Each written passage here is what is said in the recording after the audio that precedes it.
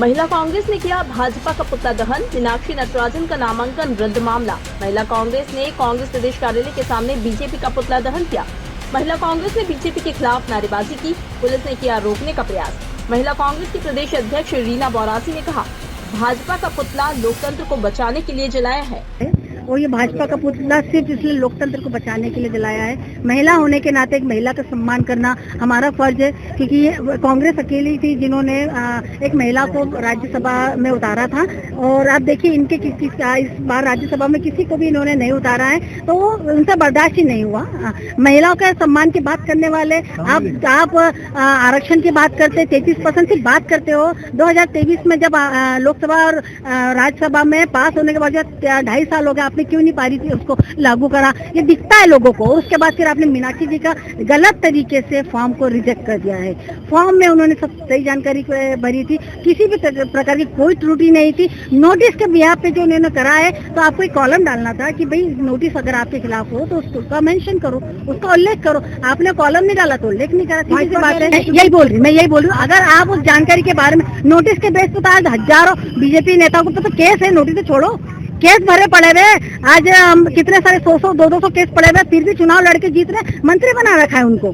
तो आप एक महिला जो एक सुदृढ़ महिला है, एजुकेटेड महिला है, हमने उनको राज्यसभा में महिलाओं की आवाज बुलंद करने के लिए भेजा, उनको आपने ही खत्म कर दिया। तो लोकतंत्र की हत्या कब तक सहन करेगा, कब तक देश आपको बर्दाश्त करेगा? जब तक हमें न्याय नहीं मिलता, मीनाक्षी जी को न्याय नहीं मिलता, इस देश की जनता को न्याय नहीं मिलता और प्रदेश की जनता को न्याय नहीं मिलता। देखिए, मैंने तो बोला ना, हर एक संस्था को खरीद रखा है, चाहे फिर वो चुनाव आयोग हो, CBI हो, ED हो या कोर्ट। आप देखिए हर फैसले उन्हीं के पक्ष में आते हैं। हम तो लड़ाई लड़ रहे हैं ना, हम तो जनता की भी लड़ाई लड़ेंगे और महिलाओं की भी लड़ाई लड़ेंगे। आरोप की बात नहीं। देखिए, आप जो नोटिस था, उन नोटिस के लिए आपको मेंशन करना था। अगर आपके खिलाफ कोई नोटिस, मैंने भी चुनाव लड़ा है, मैंने भी फॉर्म भरा है, मैंने भी करे, पर इस तरह का कोई उल्लेख नहीं होता कि नोटिस का भी आप दो।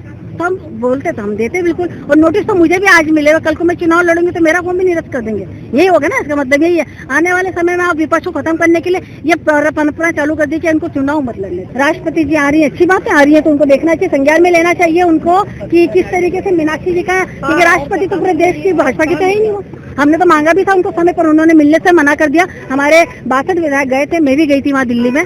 उनको ये बोला क्या है कि हमें मिलना चाहती है हमारे विधायक दल के सदस्य, तो उन्होंने बोला हमारे पास समय नहीं है। उनका मेल आया सुबह 10 बजे, हमारे पास समय नहीं है। तो देखिए आप किस तरीके से देश में, मतलब वो भाजपा की राष्ट्रपति, हमारी तो नहीं है। हालांकि उनको निष्पक्ष होकर बात तो सुननी थी हमारी। चलो फैसला होना एक दूसरी बात होती, पर एक हमारी बात तो सुने। नहीं, देखिए बिल्कुल प्रदेश अध्यक्ष रीना बौरासी जी के नेतृत्व में हम सब लोग आज यहाँ पे एकत्रित हुए, और जिस तरह से मध्य प्रदेश में लोकतंत्र की हत्या हो रही है, लोकतंत्र बचा कहाँ है? आज जिस तरह से मीनाक्षी नटराजन जी, जो हमारी सांसद की प्रत्याशी थी, राज्यसभा जाने वाली थी, उनका जिस तरह से नामांकन नष्ट किया है, कहीं न कहीं मानसिकता उजागर कर दी भाजपा ने कि इनकी महिलाओं के प्रति सोच क्या है।